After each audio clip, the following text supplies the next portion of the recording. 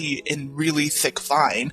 That's how these Japanese bonsai leaves work. They completely shroud and cover all of the good plant life that we have on Guam. So we've lost a lot of good plant life, beautiful different types of leaves and bushes and flowers. Yeah.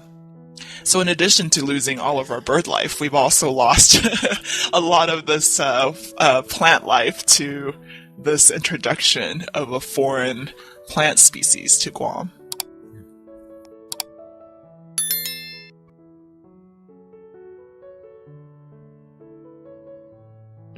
So, Shirley, we were talking about politics.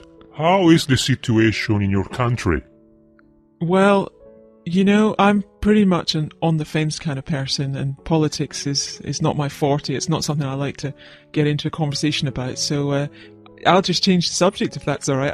I'd like to tell you a bit about the United Kingdom. You know, I'm from Scotland, and you know, where is Scotland? I get this question so often. Is that in Norway?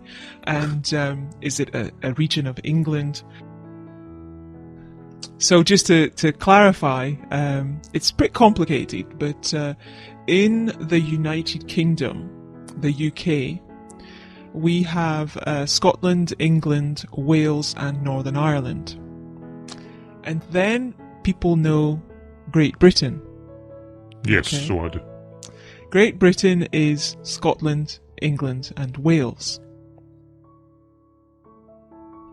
To give the country its full title, it's the United Kingdom of Great Britain and Northern Ireland.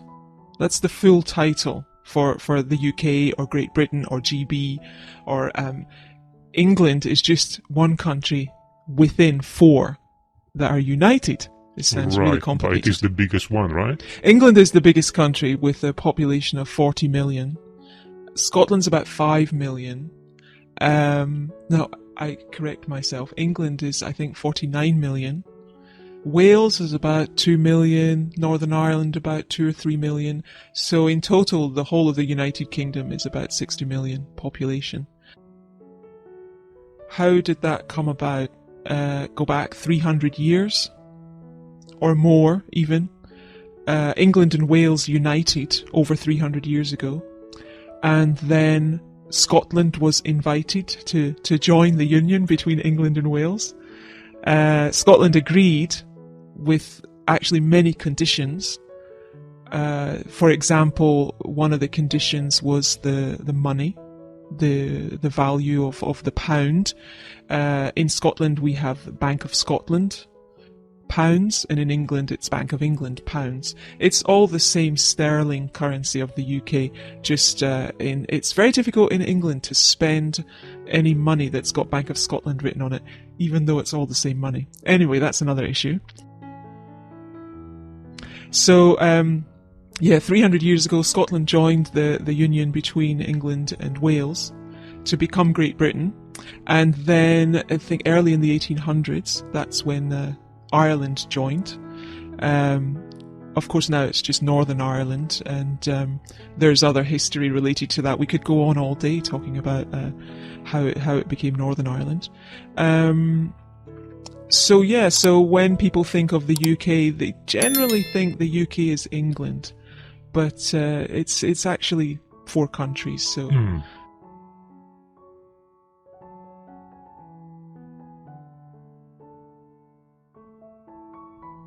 Shirley, one question, please. I'm a bit confused now. One thing, when about sports, sometimes I can see UK play something with a team. Sometimes you're all divided. Why is that?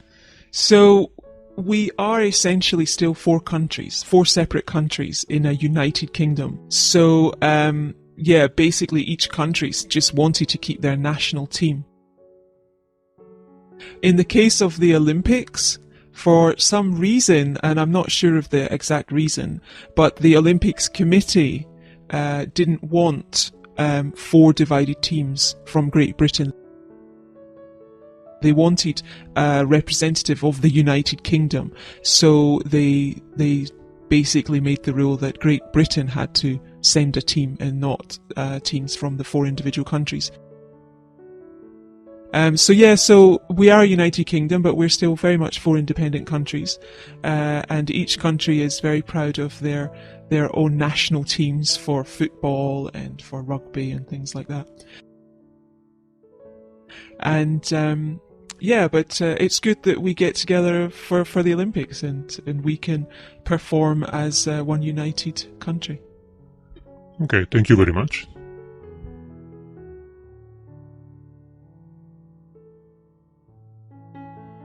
So, Ginger, I hear you have a new apartment. Yes, it's great. I just moved in last week. Nice. Where is it? It's near Victory Monument. Do you know where that is? Yeah, I do. How do you get to work from there? Well, I take the SkyTrain. Oh, that's really convenient. It is. It's just a 5-minute walk. Okay. And what's the neighborhood like? It's a crowded neighborhood. There are a lot of people, lots of cars, just lots of energy in general. And is it conveniently located? It's very convenient. It's about a 5-minute walk to the SkyTrain station. Okay. Why did you decide to move? Well, it's near a park, and I love living near a park. And it's also just a 5-minute walk to my gym. And have you made any new friends in that neighborhood? I have. I've met a couple of people in my apartment building, and I've gotten to know the person who owns a restaurant across the street. There's some great restaurants on the street also. Oh, what kind of restaurants? Well, mostly Thai restaurants. A lot of Thai people live in the area. But there's also a Western restaurant and a Japanese. And is it a safe neighborhood? I feel very safe there. I've heard that there's some thefts on some of the quiet streets where the motorbikes will ride by and snatch your bag off your shoulder, but I've never actually seen it myself, and I feel very safe sleeping there. And what about traffic? There is a lot of traffic. Oh, no. Yes, the traffic, and a lot of street traffic too. Lots of people walking on the street, so it can be tough to get around.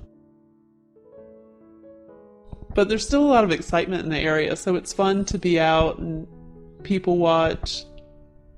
It doesn't sound like a quiet neighborhood. No, it's not quiet at all, unless you go into the park, and then it's very quiet. How often do you go to the park? Almost every night. Every night after work, I'll take a walk in the park, and there's a pond with a water display with music, so it can be very soothing.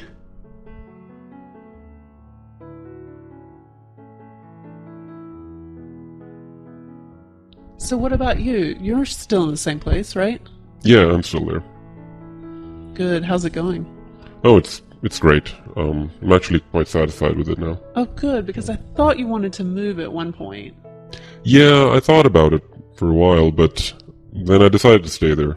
There's a lot of good points there. It's a quiet neighborhood. It's not too far from the train, so I can get to work easily. For a while I thought it might be a little too expensive, just slightly above my budget, but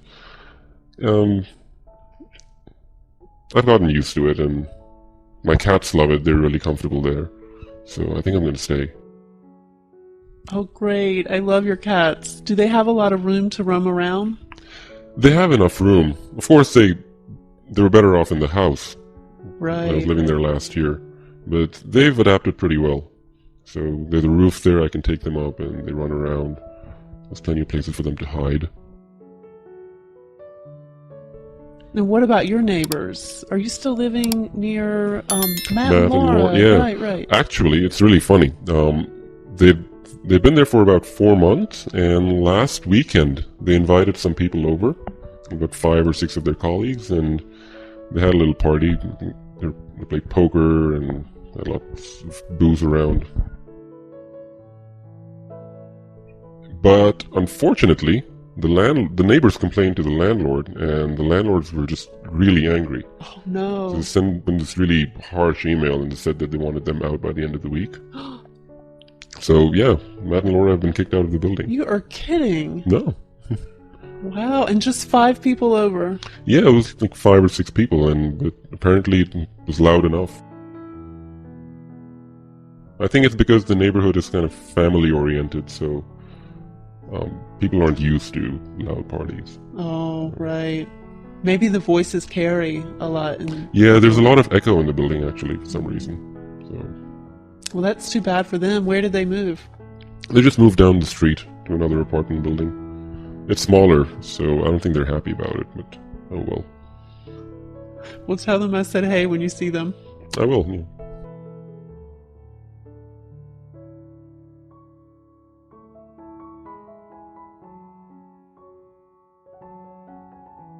So, Nabil, I really like that eggplant curry you made the other night. What's in that? Oh, you did? Okay. It's actually really easy. There's eggplant, and you need some potatoes, some tomatoes, and onions, and a few spices. Okay, what spices? Well, I use about half a teaspoon of turmeric powder, and a teaspoon of coriander powder, red chili, and cumin. Are those easy to find at any grocery store? You can find them at most grocery stores nowadays.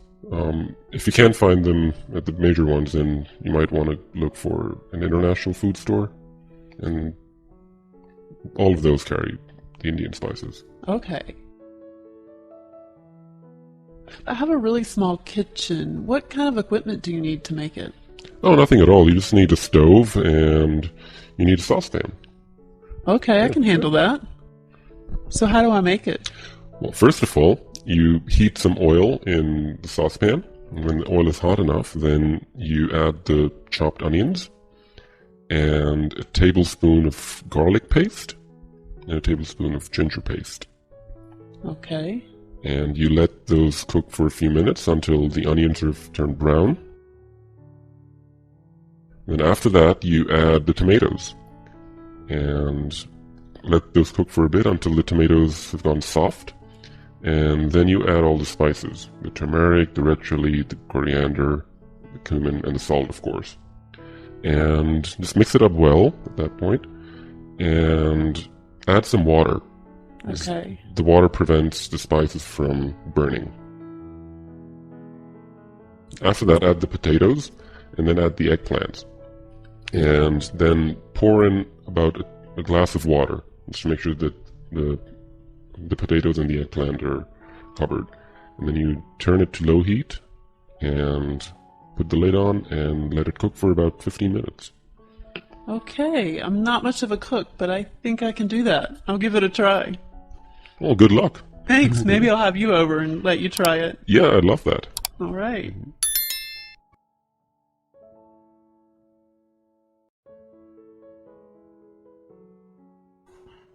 Actually, I remember that one time you had a party and you made that really nice pumpkin dip. Oh yeah, that's a popular one. Everyone loves that when I make it. What do you need for it? It's really easy. All you need is 1 can of canned pumpkin, 1 8-ounce block of cream cheese, powdered sugar, and a few spices. Is it easy to make? It is. You just let the cream cheese melt a little, and then you blend it together with the pumpkin and the powdered sugar. And then after you get that really smooth and creamy, then you put in the nutmeg, ginger, and cinnamon. Wow, that sounds yummy. It is. It's great. And then I usually put a few cinnamon sticks in for appearance, and then serve it with ginger snaps and with green apples cut into slices. It's good with both of those. Cool, I'm going to try that sometime. What else can you make?